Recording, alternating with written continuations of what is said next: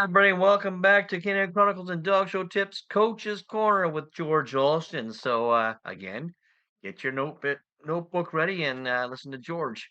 Coach's Corner with Will Alexander and George Alston. Brought to you by Proclan and Canine Chronicles.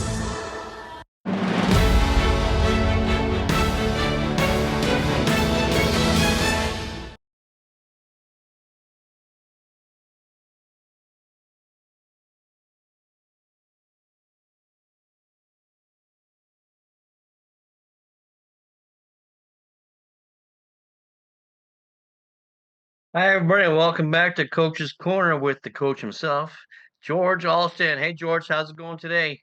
Hey, good morning. It's good to see you.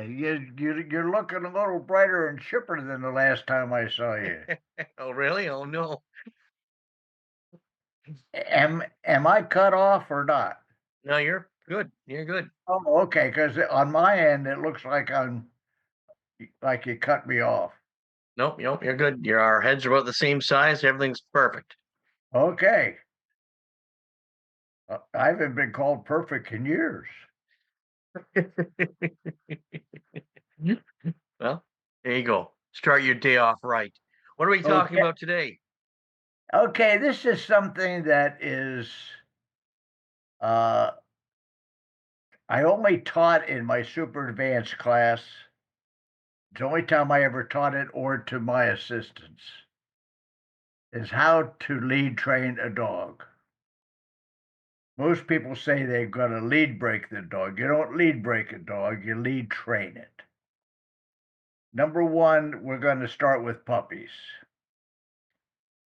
Puppy has to be under 12 weeks of age. You never attempt to lead train a dog while they're teething because their hair hurts, their jaw hurts, their mouth hurts, Everything and hurts. they have the concentration span of a demented gnat. The only thing the only thing you do is when they're teething is you train them to be ladies and gentlemen, and that's it. You don't try to do any show training. With a puppy, this is number one. It has to be. I used to do it, puppy, uh, 9 or 10 weeks of age. You use a soft nylon choke. That's just so that they don't slip the lead. It's not to choke them. And you put it down around their neck, at the very base of their neck, down around their shoulders. With a puppy, you never put it up high because it's too strong of a control. Yeah, I think the signal will be too hard on them. So, Yeah. So down around the neck is not anything. So you put it on there, and when it starts, a puppy's going to be racing around. So you follow that puppy. No pressure on the lead at all. You just follow them. Now, this is assuming that you've made contact with your puppy and that he loves you and he wants to please you and he wants to play with you and that type of thing. So he'll go running off into whichever direction he wants to, and when he stops, you turn sideways to that dog. That is the secret. You turn sideways. Now, he decides which way he wants to go. If he wants to go towards you, then you turn in that direction. If he wants to go back to the direction he was going, you then follow him. The minute he stops, you turn sideways. When he so when turns you to turn sideways, you mean so you're going along, and as soon as he decides to stop, you swing your body in front of him, or just sideways? sideways, you turn to the right, you turn Okay. sideways, you turn sideways. That's one of the reasons you don't want to make eye contact. Because if you make and you don't say anything. You don't say, "Hey, that's a good puppy, come puppy," or Right. anything like that. So then when the puppy goes in your direction, you turn and you go and you start to walk, and he'll go romping along and he'll go way out in front of you, and you wait until he stops, and then you turn sideways. And then all of a sudden he starts to get into his little head. Now, if he goes too far in front of you, if you pull lightly on the lead, he'll stop. Um, I used to very rarely did I ever have to pull on the lead, but because they always stopped after they went a certain pace, because they're always he's going to look back to see where you are, and then you turn and you go.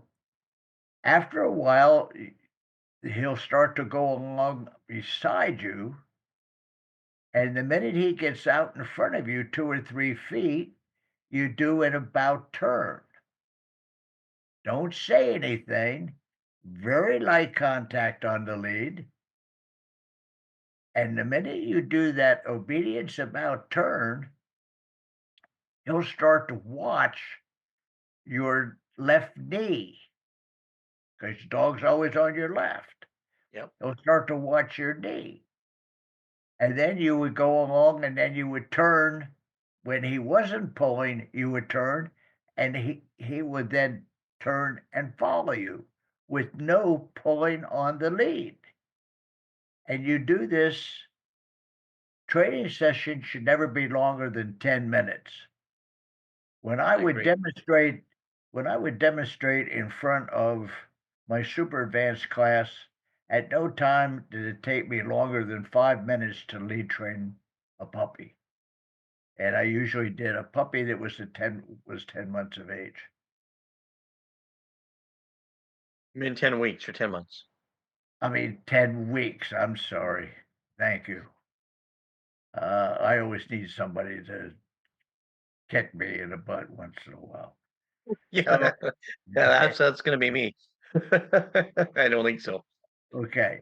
Now, also during this period of time, you're going to be sort of teaching your puppy to stack. You never, ever, ever do stack training and gait training in the same lesson. They don't understand why one minute you're trying to get them to be happy, and then all of a sudden they have to you be in you stand there, and they can't understand. You can train any dog to stack in within 5 minutes. I don't care what dog it is.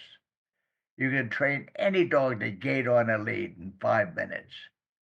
The hardest thing to teach a dog is that transition between stacking and gaiting. They don't understand that transition. So you separate your gait training and your um, stack training at least 3 hours between those lessons. It can be a whole day, that's fine. But if Yeah. you're trying to get it to be done, and this goes for an adult dog or a puppy, and once you get them to gait well and stack well, then you gradually bring those lessons closer and closer together. Let's say 2 hours, and then you wait, and then in after a couple of days of that, then you go to 1 hour, then you go to 1/2 hour, and then you go so that you can go from stack to gate to stack to gate seamlessly. The dog understands it, and he's happy. Do not talk to your dog while you're trying to get him to gate. You want him to look at you quizzically. You want him to try to understand what you're doing. Don't go waving food or Yeah. whatever. food is the worst thing in the world. The greatest method of reward is intermittent random reward. They never know when it's coming. And never use food. Use love. Use a pat on the back. You have learned about your puppy. What does he like? If he scratched on the cheek, does he like scratched on the ear, top of the head? You want to keep basically the head. That's my dog Fred here wanting to be scratched on top of the head. And so, because you want control of the head, don't go patting him on the rear end or on the side, because then as he gets older, he'll keep, if you keep patting him on the hind quarter, then he's going to wave his hind quarter at you all the time because that's where he wants to be petted. That doesn't work when you're in the show ring. If he keeps waving his butt towards you, you want him to have the head. That's where your control is. If you are going to retrain a dog, let's say it's an older dog, and you're going to retrain it, you use the nylon choke up higher on the neck. This is where you're going to have control. You never do that on a little puppy, but you do it on an older dog so that you have control on this and you go through the same process. What I used to do is before I would try to train a dog, I would sit out in my training paddock and just sit there and watch the dog and let him come up to me, and I would find out what his likes and his dislikes were before I even tried to teach him anything. Yep. You have to understand the dog. Every dog is different. You get 10 puppies in a litter, and every single one of those puppies is different. I was able to practice this technique with my own family's boxers.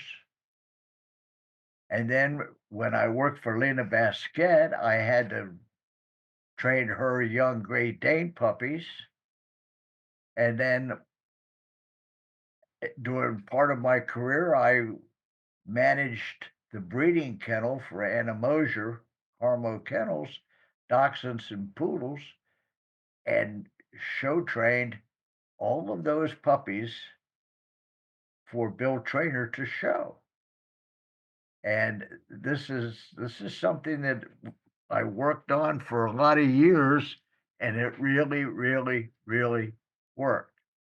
Now, this is going to sound different from anything that anybody's been ever taught. Once you have trained your dog and he works well at home, you never, ever, never practice at home again. Why is that? Because everything is perfect at home. And have you ever been to a dog show where the conditions are perfect? Have you? No, no. I always tell my class, you can win as many best shows as you want in your backyard. But there's no the judge isn't going to come to your backyard. So Well, that's right. And there's thousands and thousands of backyard champions.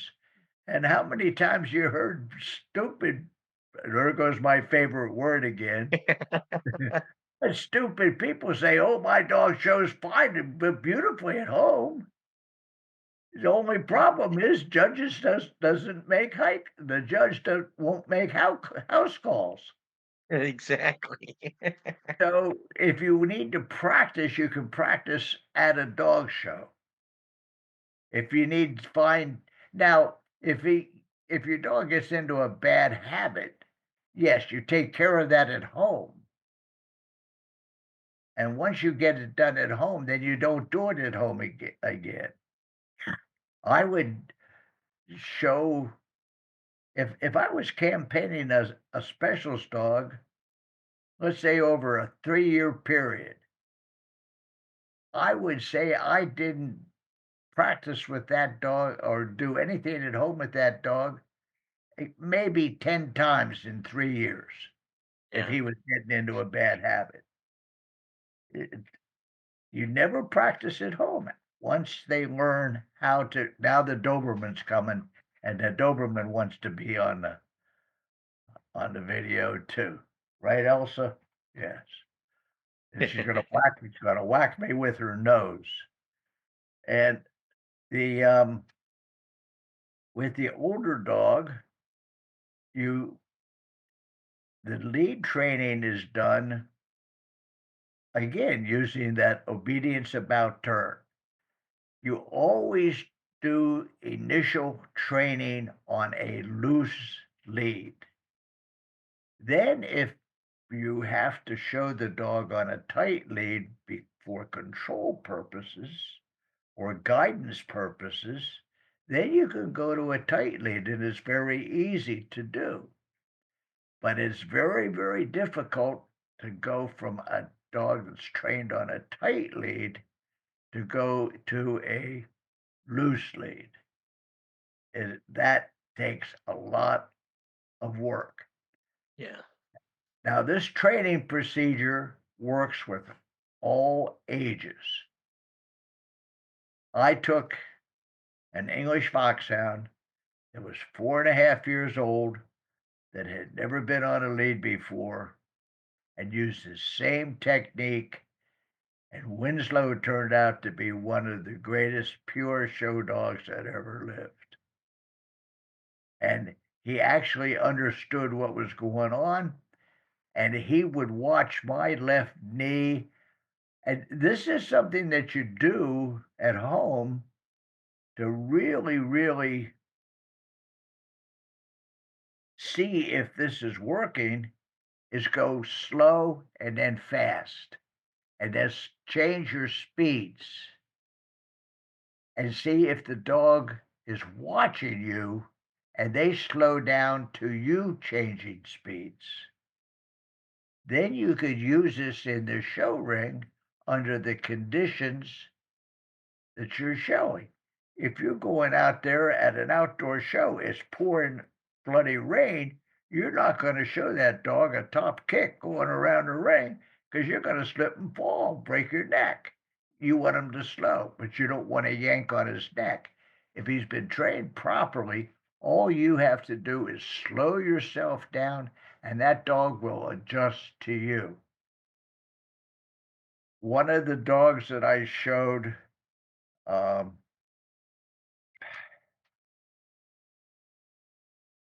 Telltale's Royal Stewart, 65 best in shows. And Doberman, he's, Mhm. um, I blew my ankle out and I was out of the show ring for a month. And Marianne showed Stewart. Now, I always showed Stewart fast and crazy. Marianne couldn't run fast and crazy. She'd showed Stewart slow. She won a lot of best in shows with him. But he adjusted his speed to her. She never said a word. I told her, you don't have to say anything. He will follow how fast your left leg is going.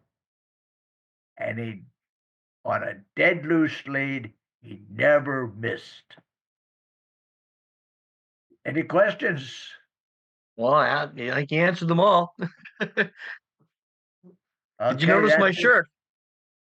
Oh, who'd you learn that from? I see you got my name on that sucker. Exactly, and because I think Now, I always if you sell those damn things, I want a commission for God's all sake. right. I'm being retired here. I'm not making any money. All I'm doing working here is doing honeydew lists. That's what And that, happens. yeah. Okay, buddy, it was All right, great. George. Hope this works out. This is uh, Now we also have to. Not getting any questions coming in from these folks.